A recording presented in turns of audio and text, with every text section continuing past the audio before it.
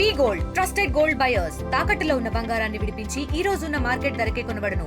మరిన్ని వివరాలకు సంప్రదించండి 7771077720.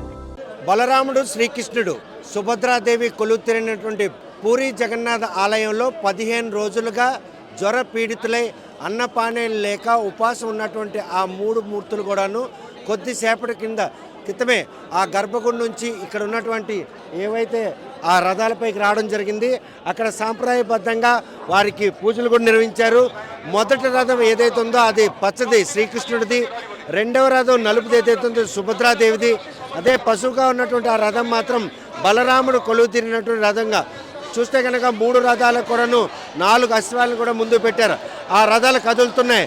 చూస్తే భక్త జన సంద్రం ఆ రథ యాత్రలో పాల్గొన్నామనేటువంటి సంతృప్తితో పాటు తన్మయం చెత్తే ఏదైతే జగన్నామ స్మరణతో ఇక్కడ మాత్రం ఈరోజు పూరి ప్రాంగణం దద్దరిల్లిపోయే పరిస్థితి. లక్షలాది మంది భక్తులు ఈ రథయాత్రను చూసేందుకు విచ్చేసి ఇక్కడ మాత్రం జనసంద్రంగా మారింది. అనుకున్న సమయానికి 4 గంటలకే ఈరోజు రథాలు కూడా కదులుతాయి. ముందుగా శ్రీకృష్ణుడు రథం కదిలింది, ఇంకా సుభద్రాదేవి రథం కదలాల్సి ఉంది. కాకపోతే ఎవరైతే చూస్తే బలరామ రథం కాదు. అసలు ఈ రథోత్సవంకు ఉన్నటువంటి ప్రాధాన్యత ఏంటి, అంతలా ప్రపంచంతో పాటు దేశవ్యాప్తంగా ఉన్నటువంటి భక్తులు ఆకర్షితులు కావడానికి ఈ రథోత్సవం ఉన్నటువంటి ప్రాధాన్యత ఏంటి విషయం స్థానికులు ఉన్నారు, మనం అడిగి తెలుసుకుందాం. చూస్తే కనుక ఈ రథోత్సవం ఉన్నటువంటి ప్రాధాన్యత ఏంటి, అసలు ఏడాదికి లక్షలాది మంది భక్తులు ఇంతలా తండోలు రావడానికి గల కారణం ఏంటి? ఈ రథోత్సవం ఇక్కడ నిర్వహించడానికి ప్రపంచంలో ప్రఖ్యాతిగాంచినటువంటి ఈ రథోత్సవం నిర్వహించడానికి ముఖ్య కారణం ఏమిటంటే స్వామివారు 15 రోజుల పాటు ఈ రథోత్సవంలో నిర్వహించడానికి ముందు స్వామివారు ప్రజలకు అంటే భక్తులకు దర్శనానికి దూరంగా ఉంటారు. ఎందుకు దర్శనానికి దూరంగా ఉంటారంటే ఈ స్వామివారికి అభిషేకాలు సంవత్సరం పొడుగునా జరగవు, కేవలం అర్చనలు మాత్రమే జరుగుతాయి. ఈ స్వామివారికి ఆషాఢం ముందు వచ్చే జ్యేష్ఠ మాసంలో జ్యేష్ఠ పూర్ణిమ రోజు అభిషేకాన్ని నిర్వహిస్తారు.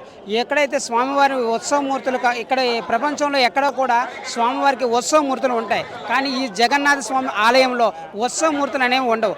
ఏవైతే ఈ జగన్నాథ స్వామి యొక్క మూర్తులు అయితే ఉంటాయి ఆ మూర్తులను మాత్రమే పీఠంపై నుంచి కిందకు తీసుకువచ్చి ఆ పీఠం మీద తీసుకువచ్చిన వాటికి ప్రత్యేకంగా వీళ్ళు అభిషేకాలు నిర్వహిస్తారు. ఈ అభిషేకాలు నిర్వహించినటువంటి ఈ మూర్తులు వేప చెక్కలతో తయారు చేసిన కనుక ఇక్కడ ఈ వేప చెక్కలతో తయారు చేసినటువంటి ఈ మూర్తులకి అభిషేకం నిర్వహించడం వల్ల స్వామివారికి చలవ చేసి అంటే జలుబు చేస్తుందని ఇక్కడ నమ్మకం. ఈ జలుబు చేయడం తర్వాత ఇక్కడ ఈ జలుబు చేయడం వల్ల స్వామివారిని ద్వారాలు మూసివేసి స్వామిని ఈ ఆషాఢ మాసంలో వచ్చే ముందు వచ్చిన జ్యేష్ఠ మాసంలో స్వామివారిని తలుపులు మూసి ఉక్కపోతలో ఉంచడం జరుగుతుంది. ఇలా ఈ 15 రోజుల పాటు స్వామివారు ఉక్కపోతలో ఉండడం, అలానే స్నానం నిర్వహించడం వలన జలుబు చేయడం వలన స్వామివారికి జ్వరం కూడా వస్తుంది. ఆ క్రమంలో భక్తులకి దర్శనార్థం మాత్రం దేవుడు అందుబాటులో లేనటువంటి పరిస్థితులు ఉంటాయి ఉండవు. ఈ 15 రోజులు ఏదైతే ఉంటాయో ఈ 15 రోజుల పాటు స్వామివారికి బయట అన్ని కంకర్యాలు అయితే జరుగుతాయి, నిత్య కంకర్యాలు అన్నీ కూడా జరుగుతాయి, కానీ స్వామివారి దర్శనం భక్తులకి ఉండదు. అలానే ఈ జగన్నాథ స్వామి దర్శనం ఉండదు, కానీ పూరి దేవాలయం మాత్రం తెరిచి ఉంటుంది. ఎందుకంటే ఈ దేవాలయంలో ఉన్నటువంటి లక్ష్మీదేవి అలానే స్వామివారు ఈ జగన్నాథ స్వామికి అలా బయట ఉండేటువంటి అలహరినాథ్ అనే దేవాలయంలో స్వామివారు ఆ రూపంలో దర్శనం ఈ 15 రోజుల పాటు ఇవ్వడం అవుతుంది. కానీ వచ్చే భక్తులు ప్రపంచ నలుమూల నుంచి వచ్చే భక్తులు ఎవరైతే ఉన్నారో ఈ 15 రోజుల పాటు స్వామివారిని చూడలేను కాబట్టి స్వామివారు చూడటం కొరకు అలానే స్వామివారు సన్నిధిలోకి మనం వెళ్లకుండా స్వామివారు మన కష్టాలను మన ఈతి బాధలను తెలుసుకోవటం కోసం జ్యేష్ఠ మాసం తర్వాత వచ్చే అమావాస్య తర్వాత వచ్చే ఆషాఢ మాసం ద్వాదశి నాడు స్వామివారిని ఊరేగింపుగా ప్రజలలోకి అంటే భక్తులలోకి వచ్చి ఈ పురవీధుల్లో ఉండి ఎవరైతే తన సందర్శనార్థం వస్తారో వాళ్ళ యొక్క ఈతి బాధలు కష్ట సుఖాలను స్వయంగానే ఆ జగన్నాథుడు తెలుసుకొని వాళ్ళ ఈతి బాధలను కష్ట సుఖాలను తీరుస్తారని ఇక్కడ ఈ జగన్నాథ రథయాత్ర యొక్క ముఖ్య ఉద్దేశం. ఈ రథయాత్ర అంగట్లో ఉన్నటువంటి ఓ ప్రదేశం చేరుతుంది, అక్కడ కూడా ఒక 5 రోజుల పాటు ఉంటుంది. ఆ కథా కమాంశం ఈ జగన్నాథ రథయాత్ర ఇక్కడ నుంచి మొదలై హుండీచా మందిరం వరకు రథయాత్ర సాగుతుంది. అయితే ఈ రథయాత్ర సాగే ముందు తెల్లవారి నుంచే ఈరోజు తెల్లవారి నుంచి స్వామివారికి ఈ 15 రోజుల పాటు జరగనటువంటి పూర్తి కంకర్యాలు అన్నింటినీ కూడా ఈరోజే చేసి స్వామివారికి అర్చనలు పూజలు అన్నీ నిర్వహించి స్వామివారికి అలంకరించి ఇక్కడ ఉండేటువంటి రాజుగారితో ఆ పల్లకిల్లో బంగారు చీపురుతో తుడిపించి ఆ కంకర్యాలను జరిపి స్వామివారిని రథాల మీద పెట్టి స్వామివారితో బలరామ సహిత చెల్లెలు సుభద్రతో కలిసి స్వామివారు ఊరేగింపుగా ఇక్కడి నుంచి హుండీచా మందిరానికి తీసుకొని వెళ్తారు. ఈ కార్యక్రమం తెల్లవారి 6 గంటల నుంచి మొదలై ఈరోజు సాయంత్రం 4 గంటల సమయానికి ఊరేగింపుగా రథయాత్ర ప్రయాణం సాగుతుంది. ఈ ప్రయాణం ఈరోజు సాయంత్రం నుంచి సుమారు కిలోమీటర్ మేర ఉన్నటువంటి ఈ రథయాత్ర లక్షలాది మంది జనాలతో మినిమం 6 గంటల సమయం పడుతుంది. ఈ 6 గంటల సమయంలో హుండీచా మందిరానికి చేరి స్వామివారు ఈరోజు ఈ ప్రయాణం చేసినందువలన హుండీచా మందిరం బయటనే స్వామివారిని రథాల్లోనే ఉంచుతారు. రథాల్లోనే ఉంచి ఈరోజు గడిచిన తర్వాత రేపు ఈ స్వామివారిని హుండీచా మందిరంలో పెట్టి హుండీచా మందిరంలో రేపటి నుంచి భక్తులకి దర్శనం ఇస్తారు. ఎవరైతే భక్తులు ఈ హుండీచా మందిరంలో స్వామివారిని అయితే దర్శిస్తారో వాళ్ళకి సంతానాలేమీ ఉండదని ఇక్కడ ప్రగాఢ విశ్వాసం కూడా. కనుక అటువంటి దీంట్లో మళ్ళీ 5 రోజుల అంటే 9 రోజులు నిర్వహించే కార్యక్రమంలో తిరుగు ప్రయాణం స్వామివారు ఎప్పుడు చేస్తారు? ఆ చేసే క్రమంలో ఇంకా అక్కడ ఏం తంతు నడుస్తుంది? ప్రపంచంలో హిందూ సాంప్రదాయం ప్రకారం భగవంతుడు ఎక్కడా కూడా భార్యలతో సందర్శించడం అయితే జరుగుతుంది. అంటే స్వామివారి లక్ష్మీదేవితో గాను అలానే పద్మావతి దేవితో గాను అలాగే అమ్మవారి స్వరూపం ఏదో ఒక స్వరూపంతో ఉంటుంది. కానీ జగన్నాథ స్వామివారి యొక్క స్వరూపం అన్న బలరాముడు చెల్లి సుభద్రతో ఇక్కడ దర్శనం ఇవ్వడం అయితే జరుగుతుంది. అయితే ఈ దర్శనార్థం వచ్చిన ప్రజలకు ఈ కైంకర్యాలన్నీ జరిగి రథయాత్రలో అన్నా చెల్లెలతో కలిసి స్వామివారి హుండీచా మందిరానికి వెళ్తారు. కానీ లక్ష్మీదేవిని స్వామివారు ఇక్కడ విస్మరించడం అయితే జరుగుతుంది.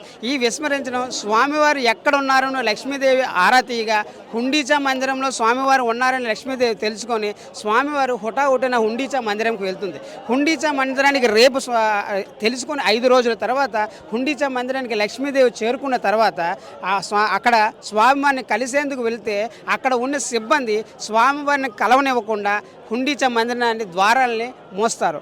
అప్పుడు స్వామివారిని తాను కలవలేదని తెలిసిన మహాలక్ష్మీదేవి ఏదైతే ఈ రథం ఉందో 16 చక్రాలతో తయారైనటువంటి ఈ స్వామివారి రథాన్ని హుండీచా మందిరం ముందున్న రథంలో ఒక చక్రాన్ని అమ్మవారు అలిగి ఆ రథ చక్రాన్ని విరిచి అక్కడి నుంచి తాను మళ్ళీ మందిరానికి వెళ్ళడం అయితే జరుగుతుంది. రథం తాలూకు చక్రం విరిగిపోయిన తర్వాత మళ్ళీ రథం కదిలే పరిస్థితులు పరిణామాలు అక్కడ పునర్నిర్మాణం చేపట్టాలా లేకపోతే దైవేచ్ఛగా మళ్ళీ ఆ రథం తాలూకు చక్రం మళ్ళీ అంటే మరమ్మతు అవుతుంది? మరమ్మతులు ఏమీ చేయరు.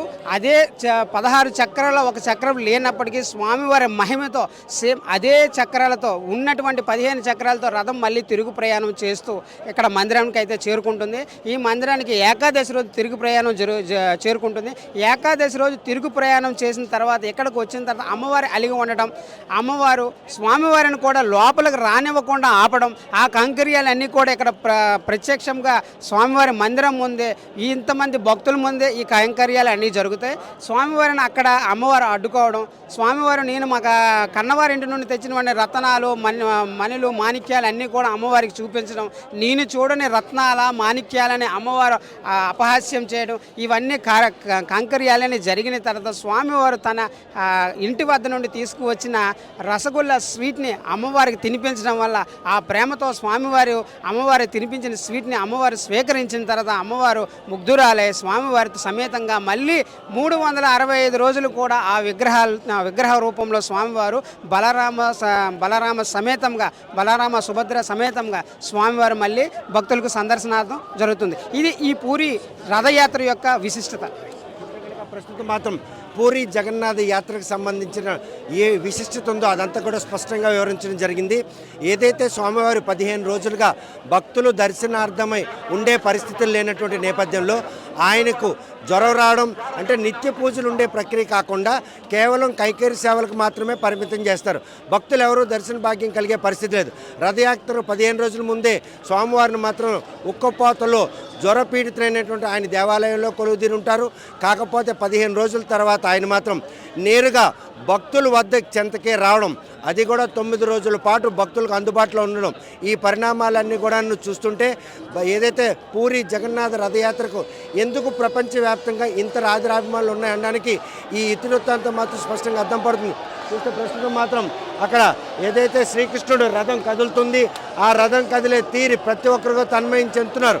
ఆ రథం ఇక్కడి నుంచి మొదలైనటువంటి ఏదైతే నొక్లాదేవి గుడి ఉందో అక్కడికి చేరాలనుకుంటే సుమారు 6 గంటల పాటు అటు చూస్తుంటే జనసంద్రం, ఆ జనసంద్రాన్ని దాటి వెళ్ళేటటువంటి పరిణామం. ఈ రథాలు ఎప్పుడు కదులుతాయని ఎదురు చూసే పరిస్థితి. ఈ రథయాత్రను కన్నురారా ప్రత్యక్షం చూసినటువంటి భక్తులు మాత్రం తన్మయం చెందుతున్నారు. రథయాత్ర ఇప్పుడిప్పుడే మొదలైంది. ఇంకా అర్ధరాత్రి దాటి వరకు గమ్యం చేరేందుకు జరుగుతున్నటువంటి ఈ రథయాత్ర కార్యక్రమం ఎలా ఉండబోతుందో వేచి చూద్దాం.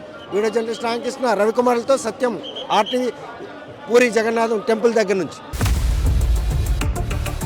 ఇండియా పాకిస్తాన్ తాజా అప్డేట్స్ కోసం డౌన్లోడ్ చేసుకోండి RTV లైవ్ యాప్.